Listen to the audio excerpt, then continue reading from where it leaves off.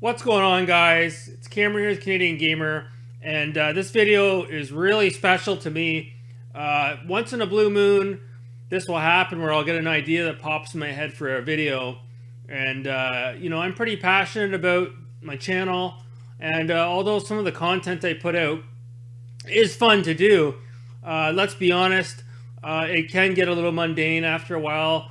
Talking about the e-baggers and Hancock, etc. That's fun some of the time, but you can't talk about that all the time. So this video here, we're getting back to the roots of the channel, which is talking about games in general.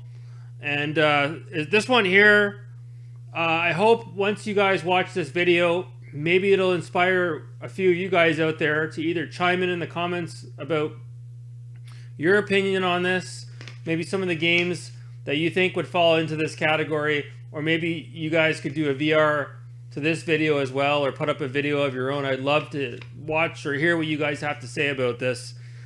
So right now, this video, I'm going to title it Valuing Differences but Appreciating Similarities. So what do I mean by that?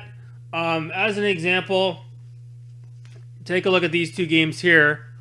And I'm sure you guys remember this one, Gun and Red Dead Redemption, the original. Two games that they have their differences, but they've got their similarities as well.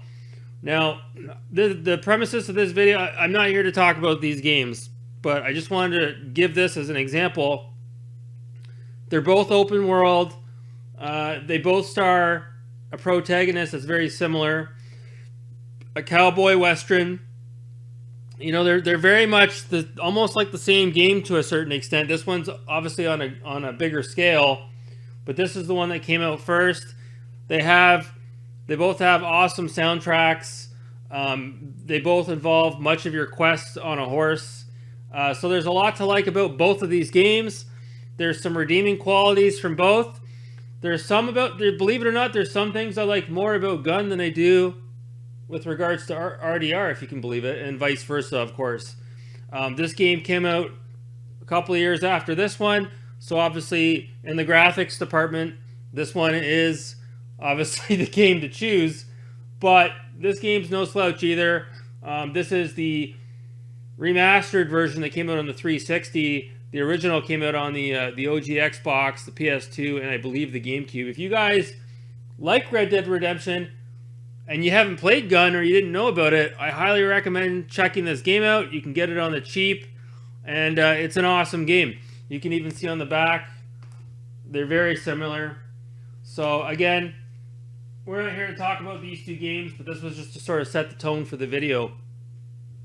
So what else can we talk about when we say, again, valuing differences and appreciating similarities? Well, the next two games I want to talk about very much fit the bill. And one game in particular that I'm going to talk about, it's been coming up a lot lately. Somebody on Radical Rick's channel, I think he got the bronze comment of the day yesterday. He name dropped this game, as well as there's a sequel coming out to it on the Nintendo Switch later this year. And I'm really excited about that. So before we get to that, I just want to start off by saying I'm a huge movie buff, TV buff as well, but more so movies and film. I'm a huge fan of David Lynch. I've seen all of his movies. I'm a big fan of his. And of course, his TV show that he co-produced with Mark Frost in 1990, Twin Peaks. I'm a huge fan of Twin Peaks. And of course, when the revival came out, I think it was not last year, but the year before, of course, I had to go out and buy it. And Who Killed Laura Palmer? It's just such a great show. And they did this one right when they came out with, basically what is the third season. So, huge fan of David Lynch. Can't say enough good things about him. So, that brings me to the two games I want to talk about here. And the first game I want to talk about is one of the first games I picked up when I got an Xbox 360.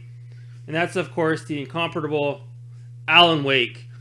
Now, this is obviously the collector's edition. and it comes in this nice box. There's a nice book inside. It's just like what you would see in the game. You have, Alan Wake and his novel that he's trying to sell. So what can we say about Alan Wake? Now, this is going to be polarizing for some, but basically, fuck it. I'll tell you the game that I want to compare to Alan Wake. Deadly Premonition. I want to talk about Deadly Premonition, and I want to talk about Alan Wake. So, Alan Wake, there's a lot of redeeming qualities about this game. There's a few things that bug me about it. This game has a lot of similarities, but it has a lot of differences as well. We're going to get to it in a minute. What does Alan Wake have going for it? It was developed by Remedy. They got out of the business of Max Payne, and they went on to create a new IP exclusively for the 360 and the PC, Alan Wake. So it stars, again, the guy's name, the protagonist is Alan Wake. He's an author. And it's been so long since I played it, I can't remember the whole story. I think his wife, Alice, had passed away, and he goes to this town called Bright Falls to try to find answers as to what happened to his wife. I think I got that right. And it's a third-person perspective, action, adventure. It is linear. It's not completely open world. One of the main aspects of the game is when you get into an area where it's really dark in the town of Bright Falls, these ghosts will come out, and they're called the Taken. And the only way to take them down is by using your flashlight. And there's obviously more to the game than that. I just don't want to give you guys too many spoilers. It has a setting that's eerily similar to Twin Peaks. It takes place, again, in a small town called Bright Falls. And there's obviously cabins in the woods. It very much fits the bill. It's kind of like upstate New York, New Hampshire setting. And it's very interesting. It's got amazing graphics for the time. The audio and visuals are great. The story-driven narrative in this game is what holds the pieces together. That's very much the glue of this game, is the story. There was not a sequel, but it was called Alan Wake's New Nightmare. It came out as a standalone DLC on the 360, and that was kind of like they were going to do an Alan Wake 2, and then they kiboshed it at the last second, and then they just hobbled together New Nightmare using sort of like fragmented parts from Alan Wake 2 to create. We won't get into that. We're really here just to talk about Alan Wake. So, where am I getting with this? I love this game. Don't get me wrong, I do like it. But I think the weakest part of this game is the gameplay. I find the whole idea of killing your enemies with the flashlight, I don't know, it just doesn't really do it for me. The same way as Remedy had the shooting mechanics, obviously, in Max Payne. They have kind of almost like a bullet time effect with Alan Wake, where you can slow down time to sort of skirt past the Taken. So, like I said, awesome story, awesome graphics, the controls are pretty good, the gameplay is a bit weak. So, where does Deadly Premonition come into things? Now, this game, again, we'll talk about the similarities first. This game, you star as, his name is, I can't remember his name. I want to say Arthur. You're a detective, you're a PI, and you show up at this town called Greenvale, and you're trying to find out what happened to this girl that was murdered. And this one, you think this is similar to Twin Peaks? This is basically Twin Peaks the game. So it's absolutely incredible. It's got an awesome story. It's got pretty good audio as well. The theme song, I know Warehouse Dave loves the theme song to this game. Now, unlike Alan Wake, this one is pretty much completely open world.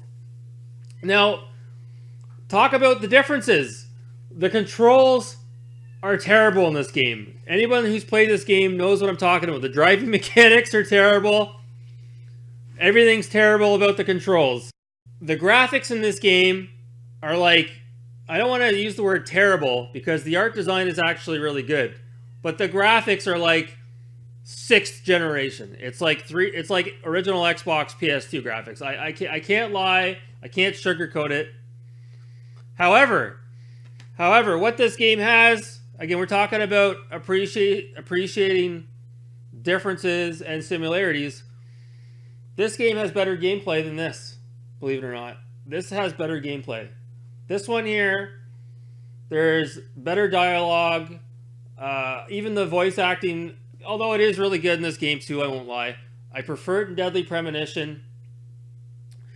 I like the fact, like, there's actual shooting mechanics in this versus you're using a flashlight here.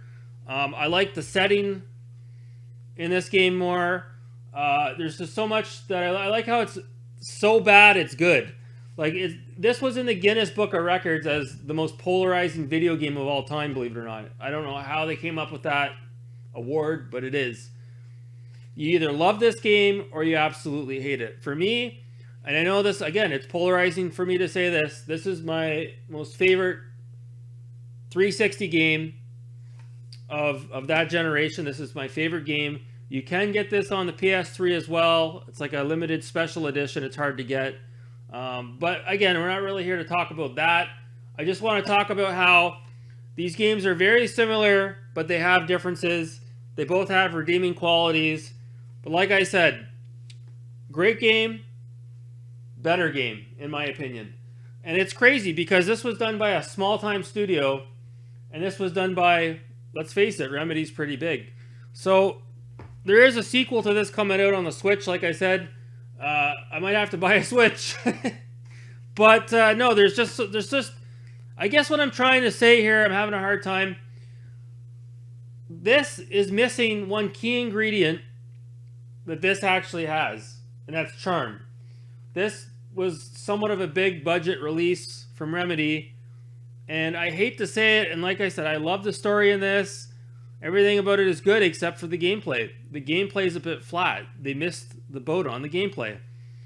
This is the opposite. Everything that this excels in, this kind of pales in comparison to, except for the gameplay. So this is a prime example of how it's not all about the graphics, it's not all about the audio, it's about the gameplay. This game, for me, it does it. This is, like I said, Twin Peaks, the video game.